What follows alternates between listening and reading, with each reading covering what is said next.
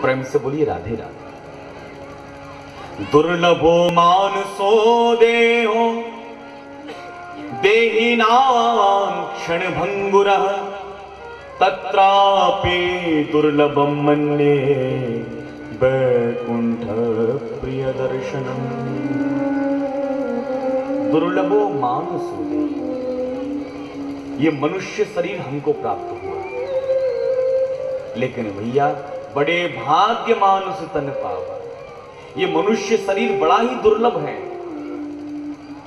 ब्रह्मा जी के पास में 84 लाख योनियां हैं, 84 लाख प्रकार के कपड़े ब्रह्मा जी की फैक्ट्री में, लेकिन सबसे अच्छा जो कपड़ा है वो हम लोग पहने हुए हैं। ये भैया ये तो सिल्क का कपड़ा है। जितना महंगा कपड़ा उसको पहनने में उतनी ही आपको सावधानी रखना पड़ेगा। सिल्क का कपड़ा पहने हुए हो फिर भैया गंदगी में नहीं बैठ पाओगे। अरे भैया सिल्क के कपड़े पे तो पानी का दाग भी दिख जाता है, पानी लग गया तो समझ लो दाग पड़ गया। ऐसे ये जो मनुष्य शरीर है भैया, ये ब्रह्मा जी की अनुपम कृति है। मनुष्य को बनाकर ब्रह्मा जी भी हर्षित हो गए। ओहो कितना सुंदर ये बना है। प्रेम से बोलिए राधे राधे। इसलिए भैया हम बड़े भागी हैं जो हमें मनुष्य शरीर प्राप्त हुआ है, और परमात्मा ने हमको यह शरीर प्राप्त कराया। हमें धन्यवाद देना चाहिए। अरे कुकर सूकर बना देते तो हम उनका क्या बिगाड़ लेते। ऐसो को उदार जग माही बिनु सेवा जो द्रवे दीन पर राम सरिस को नाही। ऐसो को उदार जग माही। प्रभु की उदारता तो देखो, मनुष्य शरीर हमको प्राप्त करा दिया। यदि इस मनुष्य शरीर से भैया ठाकुर जी का भजन नहीं कर पाए तो भैया समझ लो मनुष्य शरीर पाना बेकार हो गया है। अपनी काया से, अपने मन से, अपने वचन से सतत ठाकुर जी का स्मरण हमको करना चाहिए। बड़ा ही सुंदर उपदेश नवयुगेश्वरों के माध्यम से श्री नारद जी महाराज ने अपने श्री वसुदेव जी महाराज को श्रवण कराया। और वसुदेव जी से कहते हैं, वसुदेव जी महाराज अब अपने पुत्र श्री कृष्ण में आप अपत्य बुद्धि मत रखिए। ये साक्षात परमात्मा है, उसी भाव से, उसी दृष्टि से इनकी सेवा करो। ये कहकर नारद जी अंतर्हित हो गए। सभी देवता आकाश में छा गए। प्यारे आइए, हम आपके स्वागत के लिए तैयार हैं। आपके 125 वर्ष पूरे हो गए। तो प्रभु देवताओं से कहते हैं मैं शीघ्र ही आऊंगा, प्रतीक्षा करो। उद्धव जी महाराज भगवान के पास आए और कहते हैं प्यारे, हमें लग रहा है कि आप स्वधाम जाने की तैयारी कर रहे हो, लेकिन मैं नहीं रुकने वाला, मैं भी आपके साथ स्वधाम जाऊंगा। भगवान कहते अरे भैया उद्धव, यदि आप मेरे साथ स्वधाम चले गए फिर भक्तों का अविलंब बनकर यहां पर कौन रहेगा। उद्धव जी कहते हे प्यारे, तो मैं आपके बिना कैसे रहूंगा, आपके विरह में तो मेरी हालत बेकार हो जाएगी। तब भगवान यहाँ दत्तात्रेय मुनि के 24 गुरुओं का वर्णन करते हैं। भैया उद्धव, मैं तुम्हें दत्तात्रेय के 24 गुरुओं का वर्णन सुनाता हूं। इसको कहते हैं अवधूत गीता।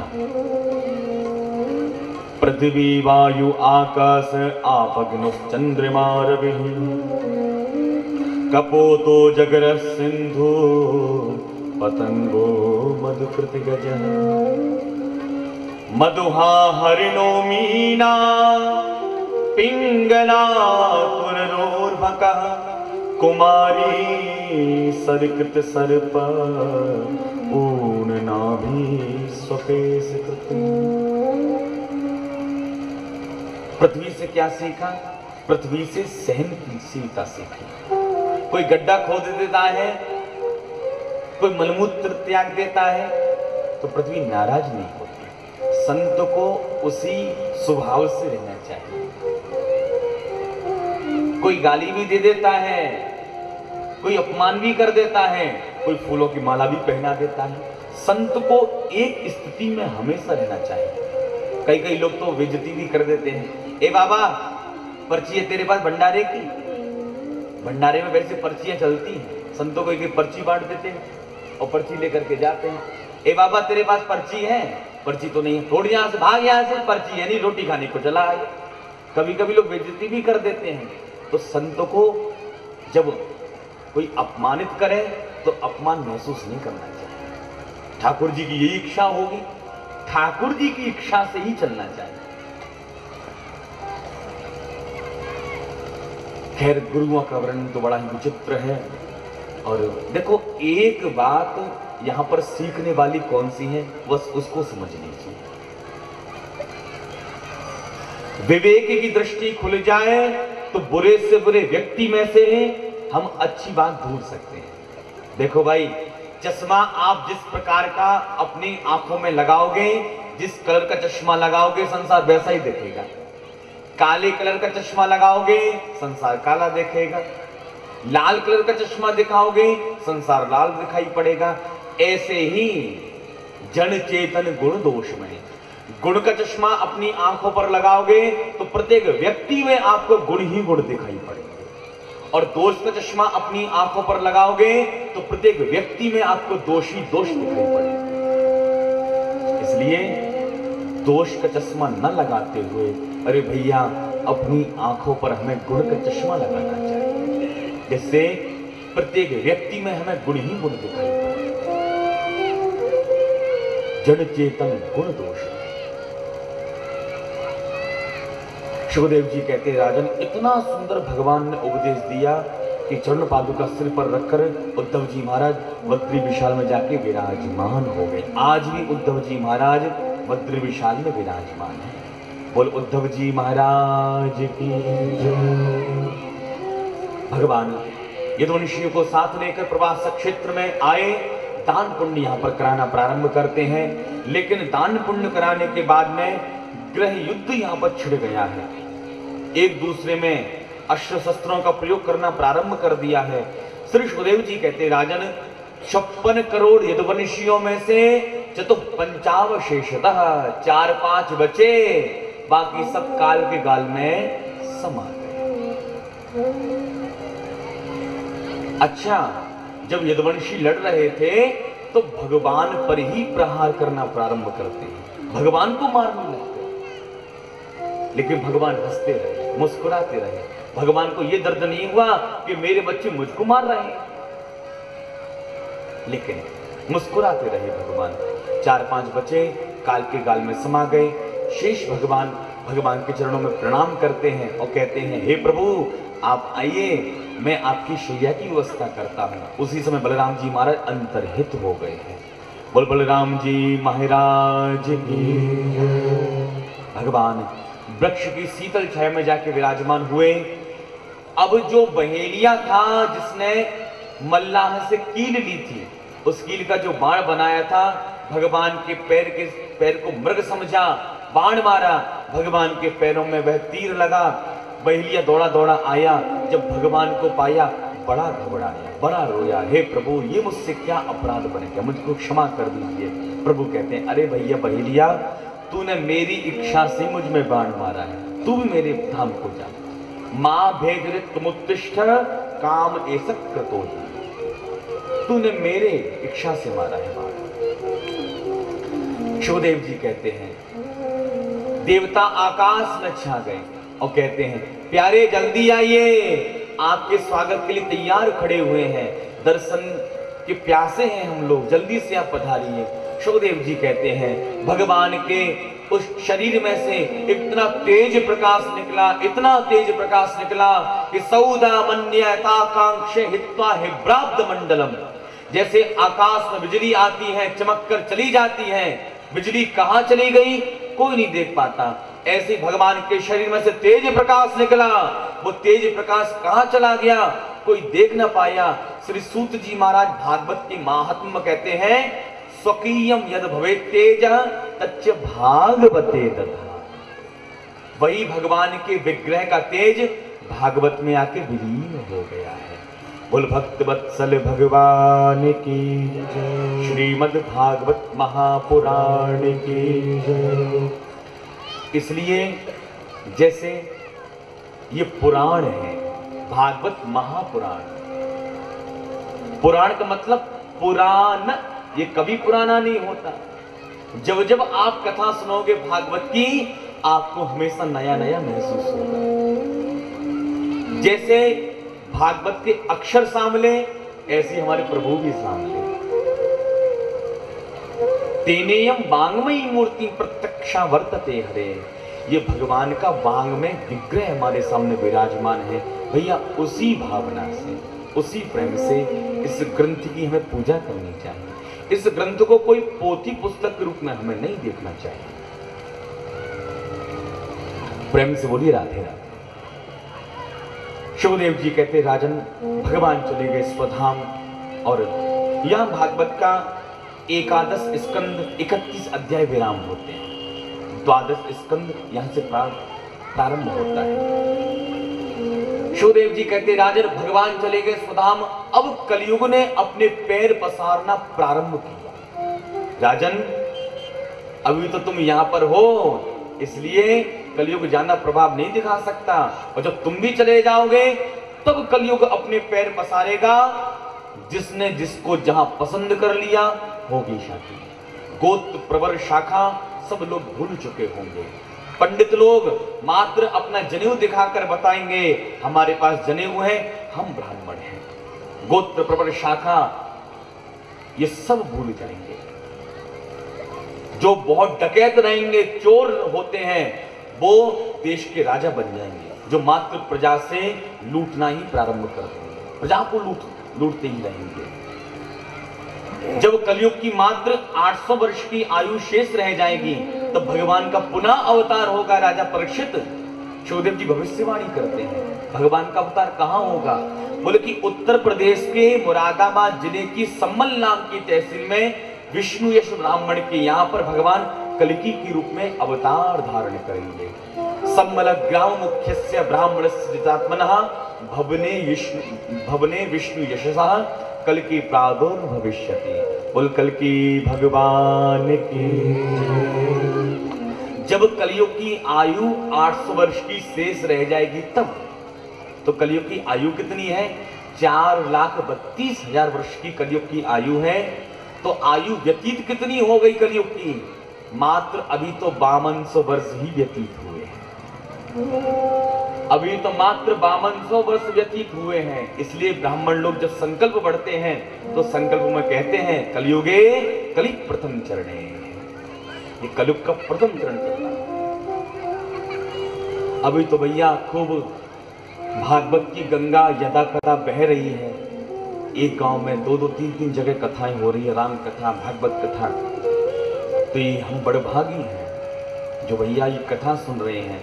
और जब कथा यज्ञ वार्ता ये सब बंद हो जाएं, भैया 800 वर्ष जब शेष रह जाएंगे तब भगवान आएंगे। अभी तो मात्र 5200 वर्ष व्यतीत हुए हैं और कलयुग की आयु 4,32,000 वर्ष। अभी तो बहुत समय शेष है। शिवदेव जी कहते राजन, कल्कि भगवान प्रकट होंगे तो उनके पास में श्वेत घोड़ा होगा, हाथ में तलवार होगी। जितने दुष्ट राजा होंगे सबकी गर्दन को काट देंगे। और वद्री विशाल के पास में एक कलापक ग्राम है जहां पर मरु और देवापी नाम के राजा आज भी तपस्या कर रहे हैं। कल्कि भगवान वहां पर जाएंगे, उन दोनों राजाओं को पुनः जगाएंगे, उपस्थित करेंगे। वहीं से सूर्यवंश और चंद्रवंश की स्थापना हो जाएगी, वहीं से सब युग प्रारंभ हो जाएगा। आगे की भविष्यवाणियां यहां पर शिवदेव जी ने बहुत सारी यहां पर की। शिवदेव जी कहते राजन, अब तुम हमारा पूजन करो, हमारा समय पूरा हो गया, अब हम यहां से चलते हैं। परीक्षित कहते महाराज आप चले जाओगे, तक्षक नाग आएगा, मुझे काट लेगा, मैं मर जाऊंगा। शिवदेव जी तो नाराज हो गए। तुम तो राजन मरिष्यसि पशु बुद्धि मीमाम जही। अरे राजन, मरेगा कौन? मरता है ये मात्र शरीर, आत्मा तो अविनाशी है। जैसे प्रातःकाल घर से हम लोग निकलते हैं और सुंदर कपड़ा पहनकर निकलते हैं, दिन भर धूल मिट्टी में रहते हैं, कपड़ा गंदा हो जाता उतार कर फेंक देते हैं, दोबारा तो दूसरा कपड़ा पहन लेते हैं। ऐसे ही ये जो शरीर है ये वस्त्र की तरह है। वाशांश जीर्णानि यथा विहाय नवानि गहनाति नमो पराय। ये तो भैया कपड़ा है, गंदा हो जाएगा उतार देंगे। और कुछ लोग कहते भैया अंतकाले महादुखम तस्मात् जागृति जागृति, अंतकाल में बड़ा दुख होता है। तो भैया ध्यान दीजिए, मरने का कष्ट नहीं होता, कष्ट तो हमें छोड़ने का होता है। जिस मकान को बनाने में मेहनत इतनी हमने की, जिस समाज में रहते रहते बड़ी नाम प्रतिष्ठा हमने पाई, उसको छोड़ने का कष्ट होता है। प्रातःकाल निकलते हैं, खूब हम लोग थक जाते हैं और शाम को घर आते हैं, भोजन करके प्रेम से सो जाते हैं, तो दिन भर की जो थकान है रात की निद्रा में सोकर हम लोग व्यतीत कर देते हैं। ऐसी भैया जो जीवन भर की जो थकान हमको हो जाती है, जीवन भर की थकान, उसको चिर निद्रा में सो करके हम लोग व्यतीत कर देते हैं। पुनः जब नेत्र खुलते हैं तो पुनः भैया जन्म हमारा हो गया होता है। पुनरपि जननम पुनरपि मरणम, ये लगा हुआ है चक्कर। भैया इस आने जाने के चक्कर से यदि मुक्त होना चाहो तो राजा परीक्षित 10वें स्कंद में कहते हैं, भवौ सुधा श्रोत्र मनोभिरामात्।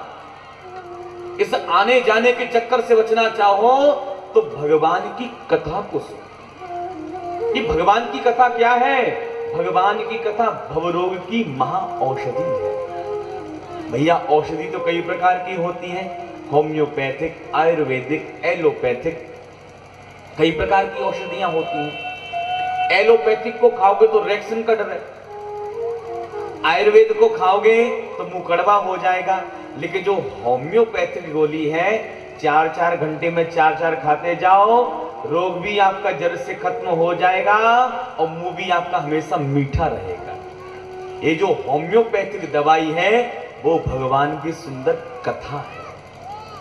अरे कौन योगाभ्यास करे, कौन समाधि लगाए, लेकिन भैया होम्योपैथिक गोली भगवान की कथा, कान के दोना संभालो और चकाचक इस रस का पान करते जाओ। कथा सुनने में भैया क्या कोई पैसा लगने वाला है क्या? इसलिए भैया ठाकुर जी की कथा निरंतर सुनो। हम बड़ भागी हैं जो इस कथा रूपी गंगा में गोता लगा रहे हैं। भागीरथी गंगा के पास तो जाना पड़ेगा आपको प्रयागराज में गोता लगाने के लिए, लेकिन ये जो भागवती गंगा है वो आपके गांव में आके आपको स्नान करा रही है। बड़ भागी है आप स्नान कर रहे हैं। और जो स्नान न कर पाए भैया, उससे तो भैया दुर्भाग्यपूर्ण जीवन किसी का हो ही नहीं सकता। घर बैठे आकर गंगा में स्नान नहीं कर पा रहा है। इसलिए भागवत को मंदिर की उपमा नहीं दी गई, भागवत को सरता की उपमा दी गई। अरे मंदिर में तो दर्शन करने के लिए जाना पड़ेगा, लेकिन सरता को जहां बुलाना चाहो भैया वहीं आ जाए। जल को जहां ले जाना चाहो जल वहीं चला जाता है। ऐसे ही भागवती गंगा को, वो भागीरथी गंगा के पास जाना पड़ेगा, लेकिन इस भागवती गंगा को आप जहां बुलाना चाहो, अपने घर में, गांव में, शहर में, जिले में, प्रदेश में, देश में, कहीं भी बुलाना चाहो, जहां बुलाना चाहोगे ये भागवती गंगा वहीं आ जाएगी, आपको खूब स्नान कराएगी। इसलिए हम बड़े भागी हैं जो यहां सुंदर इस भागवती गंगा में स्नान कर रहे हैं। शुकदेव जी महाराज ने बड़ा पावन उपदेश दिया, सुंदर पूजन यहां पर किया। और पूजन करने के बाद राजा परीक्षित कहते हैं, सिद्धोस्मि अनुग्रहीतोस्मि भवतः करुणात्मनः। हे स्वामी, हे शुकदेव जी, मैं प्रसन्न हो गया। जगाम विक्षुभिः शाकम नरदेवेन पूजितः। शुकदेव जी का सुंदर पूजन किया। शुकदेव जी के मुख से अंतिम वाक्य निकला है, अहम ब्रह्म परम धाम ब्रह्माहम परमं पदम। राजन, तुम एक ब्रह्म के अंश हो, शरीर छूट जाएगा, आत्मा परमात्मा में जाके विलीन हो जाएगी, तुम्हारा कुछ नहीं बिगड़ने वाला है। शुकदेव जी महाराज अंतर्हित यहां पर हुए हैं। श्री सुखदेव जी महाराज की जय। तक्षक नाग फलों में अंदर घुस करके आया और राजा परीक्षित को काटता है। आत्मा परमात्मा में जाके विलीन हो गई। परीक्षित पुत्र जन्मेजय ने सर्पेष्ट यज्ञ यहाँ पर कराया, हजारों लाखों यक्षों सर्पों को मृत्यु के घाट उतार दिया। तब आस्तिक मुनि ने समझाया, तब जाकर यह यज्ञ यहाँ पर विराम किया है। श्री सूत जी महाराज सौनकादिक 88,000 महात्माओं से कहते हैं, हे ऋषियों, इस प्रकार सुख परीक्षित संवाद के माध्यम से संपूर्ण भागवत की कथा मैंने आपको श्रवण कराई है।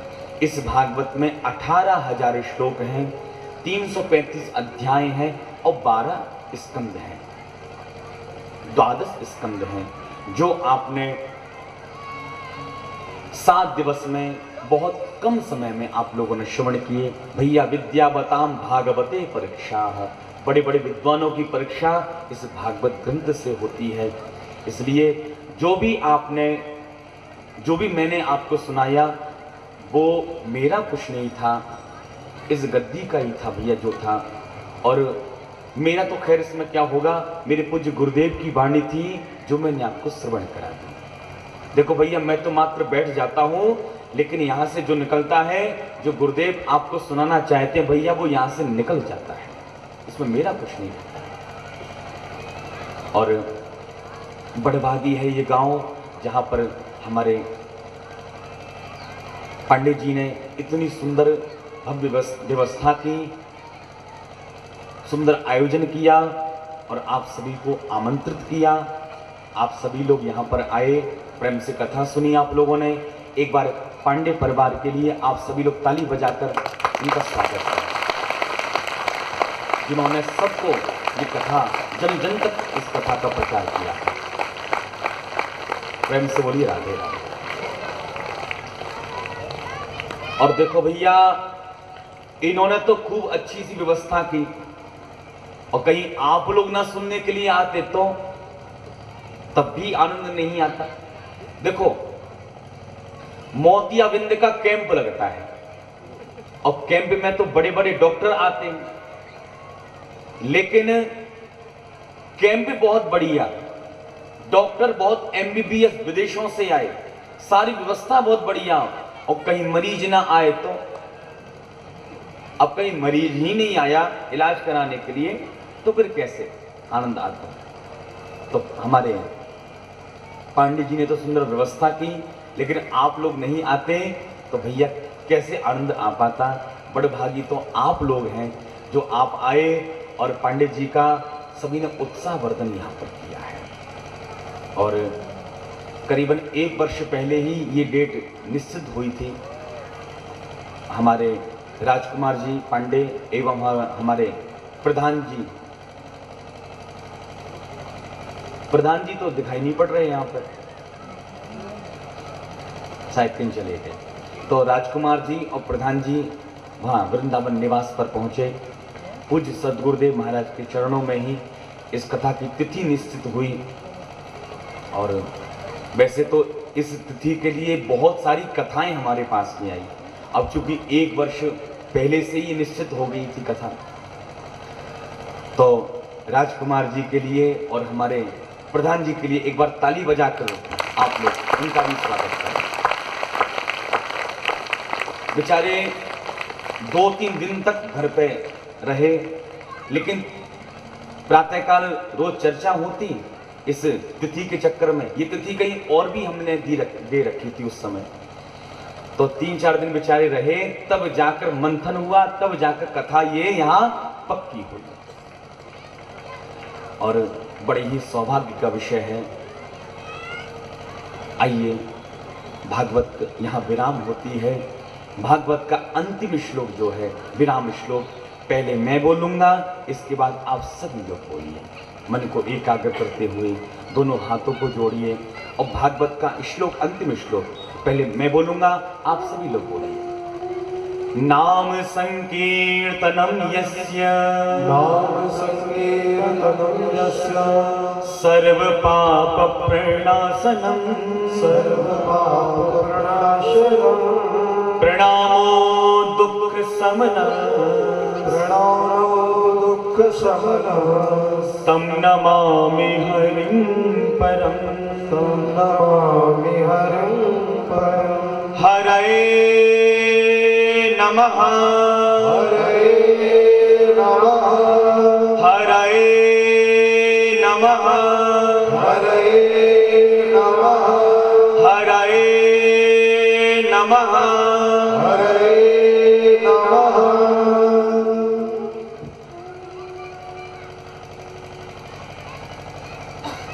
बोल भागवत भगवान की श्री सुखदेव जी महाराज की राजा परीक्षित जी महाराज की सब संत समाज की सब भक्त समाज की नमः पार्वती पतये हर हर महादेव।